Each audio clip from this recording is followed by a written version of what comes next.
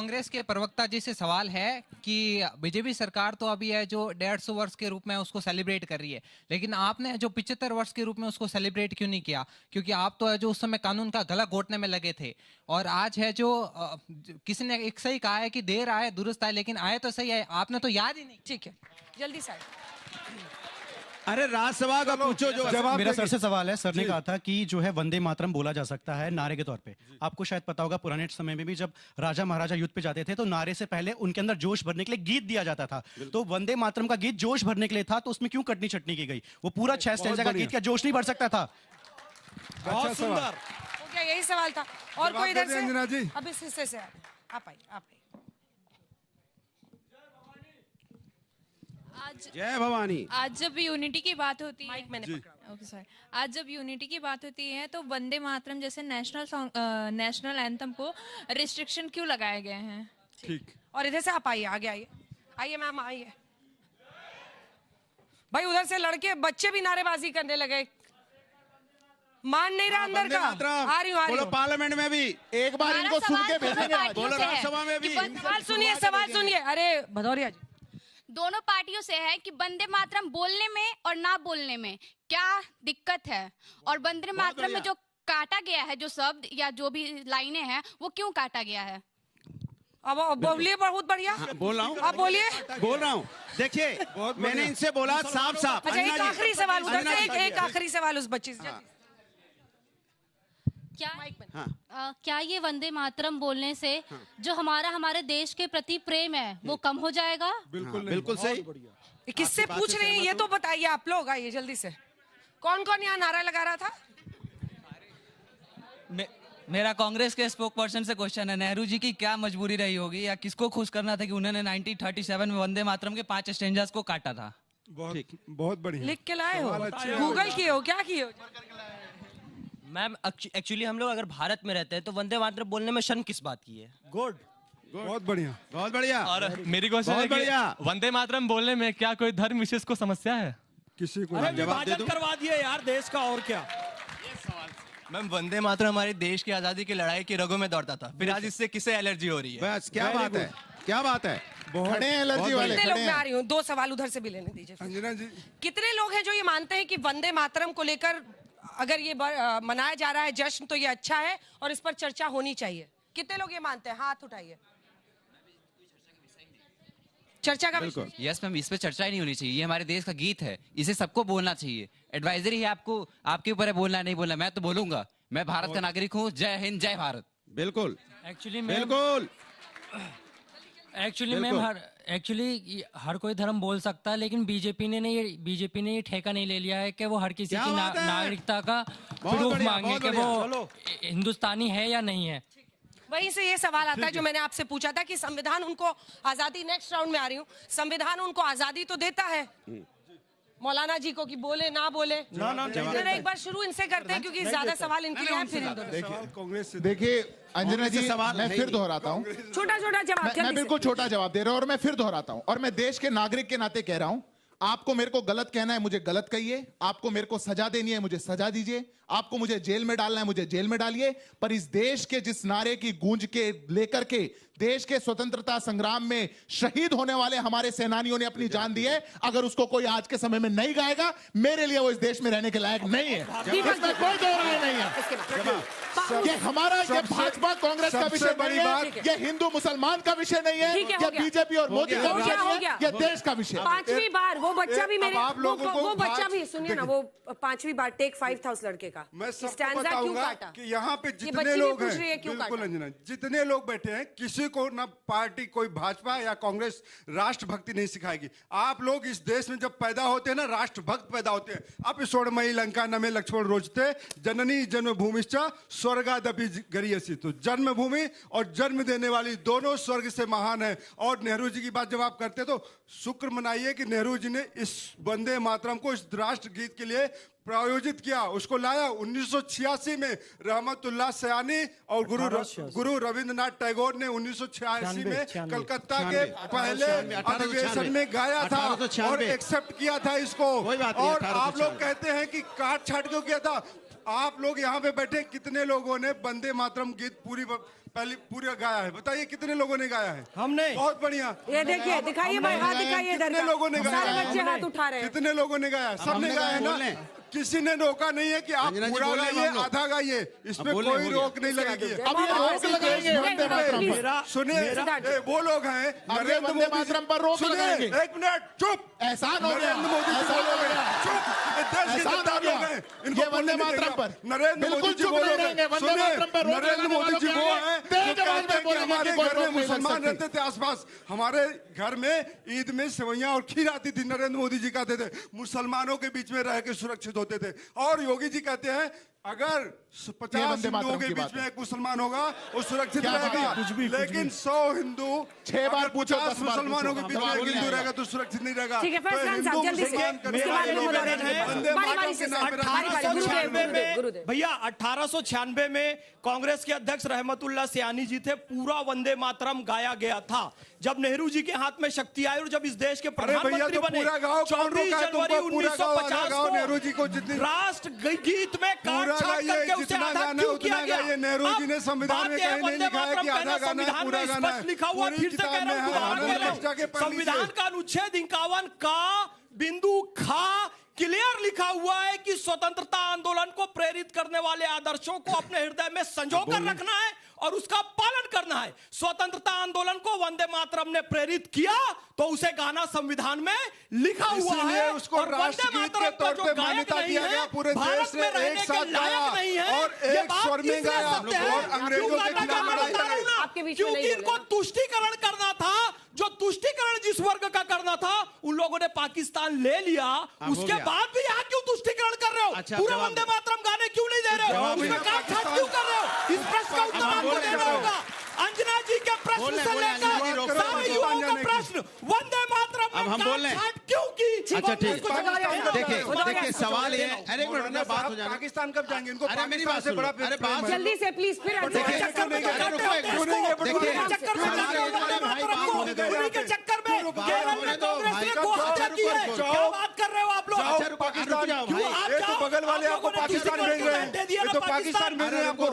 जा नहीं रहे और कह रहे हो कि नेहरू जी ने तुम्हारे चक्कर में नहीं आएगा। रहमतुल्लाह सियानी वाला जो था ना 1896 में, पूरा आपको चाहिए वंदे मातरम। बंकिम चंद्र चट्टोपाध्याय वाला पूरा आपको चाहिए। भेजेंगे तुम्हारे पड़ोस में जो खड़े हैं। देखिए सवाल इस बात का है कि किसी ने यहाँ पे पाकिस्तान का नाम नहीं लिया, किसी ने पाकिस्तान का नाम लिया है तो उसने लिया है। हाँ क्यों लिया है? सुनिए क्योंकि तुम लोगों ने बीच में नहीं बोला, रुको भाई, और मैं बोलूंगा, रुको, नहीं अंजना जी चुप कराइए, मैं इनसे ज्यादा बोल सकता हूँ, ये क्या बात हुई? अरे चुप रहो भाई, नाटक मत करो, चुप हो जाओ, मैं आपके बीच में नहीं बोला। अच्छा नाटक मत करो, चुप रहो ना। अरे अंजना जी चुप कराइए, क्या बात है? अरे चुप रहो ना, मैं आपके बीच, अरे चुप रहो। ये वो लोग हैं जब तक पाकिस्तान का, अरे चुप कराइए, क्या अंजना जी किस लोगों को बुलाते हो आप? जाहिल हो क्या? मैं आपके पीछे बोला नहीं, बेकार बात कर रहे हैं। अरे चुप रहो भाई, मैं आपके पीछे बोला नहीं, हल्ला मचा रहे हो। ये अरे चुप रहो ना भाई, जाहिल पना मत करो भाई। देखिए ये वो लोग हैं वंदे जो बार बार इसको बुला लिया है। देखिए ये वो लोग हैं जानबूझ के, सबने यहाँ पे बोला वंदे मातरम, आपने भी बोला, हमने भी बोला, इन्होंने बोला, सबने बोला, एक मिनट, सबने बोला वंदे मातरम। एक मिनट रुको ना, मेरी बात होने दीजिए, मेरी पूरी बात होने दो। अरे पूरी बात होने दो, उनके लिए सोच लो। वंदे मातरम, सुनिए मेरी बात सुनो ना। अरे बात होने, आप बताइए ये कैसी डिबेट है? बात होने दो ना, अरे बात होने दो भाई, वंदे मातरम मेरी, अरे बात होने दो, अरे मेरी बात सुनने दो, पूरी बात, अरे बात सुनो ना भाई, अरे मेरे बच्चे सुन लो, सुनो। अब सवाल ये है कि वंदे मातरम, अरे रुको, बात ऐसे अंजना जी कैसे बात होगी? ये तो गलत बात है। ठीक है फैज खान साहब, अब हो गया, प्लीज फैज खान। अंजना जी मेरी बात नहीं होगी तो कैसे? अरे कुछ क्यों ना अंजना जी, ये गलत बात है, मैं अपनी बात पूरी नहीं कर पाऊंगा। आप ही से सवाल है, आप ही से। मैं ये कह रहा हूँ, हमारी पार्टी जो है, हमारे सबने, इन्होंने भी बोला, उन्होंने भी बोला, और इनकी पार्टी के इन दोनों लोगों ने बोला वंदे मातरम, इन्होंने क्यों नहीं बोला? अच्छा अब सुनो ना, अब हो गया। अच्छा अब हो गया ना, अब बात पूरी होने दो। जगह पे जाइए, बात, अरे चुप कराइए ऐसे। अब हो गया, चुप हो जाओ, बैठ जाओ। अरे बच्चे बैठो आराम से, देखिए आराम से, ठंडा अरे सवाल पूछे भाई क्या डिबेट? जब हमारे पुरखा युद्ध लड़ने जाते थे, हमारे जितने भी बड़े बुजुर्ग हैं वो जय भवानी, जय वंदे मातरम सब बोल के जाते थे। इनका क्या बोलते के जाते? अच्छा एक मिनट हो गया, एक मिनट। अंजना जी की बात न्याय है ना? अगर हम लोग बोलने को खड़े हुए हैं, बोलने नहीं देंगे, उनको बुला लिया बोलेंगे। अंजना जी ये तो गलत बात है। हम लोग अंजना जी देखिए गलत बात है, ये गलत बात, अन्याय है। वो पूरा बोलेंगे, हम लोग बोलने जाते हैं, आप उधर चले गए, इधर चले गए। जवाब देना है, नहीं देना है? हम लोग अपनी बात करना नहीं, हम लोग अपनी बात कहना चाहते हैं। नहीं सवाल ये है, हमने एक मिनट बात पूरी हो जाए। अब उनको भदौरिया जी को बोलिए। एक बात, अरे भदौरिया जी को बोलिए। एक बात आपको बता दूं, आप मोहब्बत से बात करो, घमंड से नहीं। पहली बात, एक मिनट सुनो, सुनो बैठो। अरे आराम से बैठ जाओ। मैं घमंड से बात नहीं कर रहा। सुनो, अगर आप बंदे, तुमने कैसे कह दी? आप मैं भी इन्होंने बोला, सुनो मैं जवाब देता हूँ तुमको। इन्होंने बर्दाश्त नहीं करता किसी का। बैठ जाओ। ये ऐसे खड़े हुए, इन्होंने बोला नहीं बोलूंगा। जिसमें दम है मुझे निकाल के दिखाओ देश से बाहर। अगर ये वंदे मातरम ना बोलेंगे तो हमारा अधिकार है इन्हें देश से बाहर निकालने का। हाँ चलो ठीक है, निकाल देना। अब सुनो, नहीं, अब I will not allow this. Please wait, I will stop clapping. I will not allow this. Please sit down. Please sit down. मैं सीरियस नोट पे आप लोगों को बोल रही हूँ, just calm down. मेरे ख्याल से इस तरह की डिबेट ना मैंने 14 साल में की है और ना कभी करूंगा। सुनिए, जहाँ तक वंदे मातरम का सवाल है, जहाँ तक वंदे मातरम का सवाल है, वंदे मातरम का होता है जमीन को पूजा करना। हम अपने रब को पूछते हैं और हिंदुस्तान की जमीन पर सजदा करते हैं। इससे ज्यादा जवाब हम नहीं दे सकते। जिस जमीन पे माथा टिकाते हैं उसकी जय नहीं बोल सकते। आपने राज्यसभा में वंदे मातरम बोलने से हमें क्यों रोक रहे हैं आप? हम अगर कोई बात हमें नहीं अच्छी लगेगी तो हम वंदे मातरम कह के चले जाएंगे। आप वंदे मातरम से मुझे रोकना चाह रहे हो, मुझे ज्ञान दे रहे हो कि वंदे मातरम बोलना चाहिए। हम तो बोल ही रहे हैं, आप बोलने से क्यों राज्यसभा में रोक रहे हो? सवाल ये है, तो आप क्या देश में रहने लायक हो? मैं जवाब दे दूं? हाँ बताइए। मैं जवाब वो बोल रहे उसके बाद जवाब लूंगी आप दोनों। एक लाइन देखिए, मैं एक लाइन नहीं उस पर बोलेंगे। मैं एक छोटी सी गुजारिश करूं। सुनिए झा साहब, मैं 14-15 साल हो गए मुझे टीवी की दुनिया में।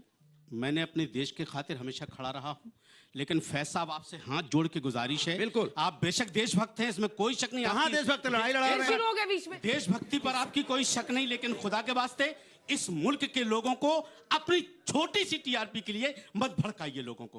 खुदा के वास्ते मैं नहीं चाहता हमारे हिंदू मुस्लिम भाइयों में किसी इसके बाद मौका दूंगी आपको, मौका दूंगी, रुक जाइए, लेकिन कंप्लीट मैं नहीं चाहता। और आपसे मैं रिक्वेस्ट कर रही हूँ, can you address the audience and me? क्या है आप उनसे सड़क पे थोड़ी खड़े हैं, चैनल में कर रहे हैं अपने मुल्क का हमारा इन लोगों ने, और अभी तक यही सब बात कर रहे हैं। हम टीआरपी के लिए कर रहे हैं क्या? ये वंदे मातरम बिल्कुल टीआरपी के लिए कर रहे हो, नहीं बोले, बिल्कुल टीआरपी के लिए कर रहे हो। मैं जवाब दे, बात खत्म हो गई। नहीं, अगर भक्ति होती तो आप बोलते राज्यसभा में से हटाइए शब्द। मुझे पता है नहीं बोल पाए, राज्यसभा से शब्द को हटाइए। ये टीआरपी चाहते हैं, राज्यसभा से शब्द हटा जा, नहीं बोल पा रहे। टीआरपी के लिए आप भड़का रहे हैं और बुजुर्ग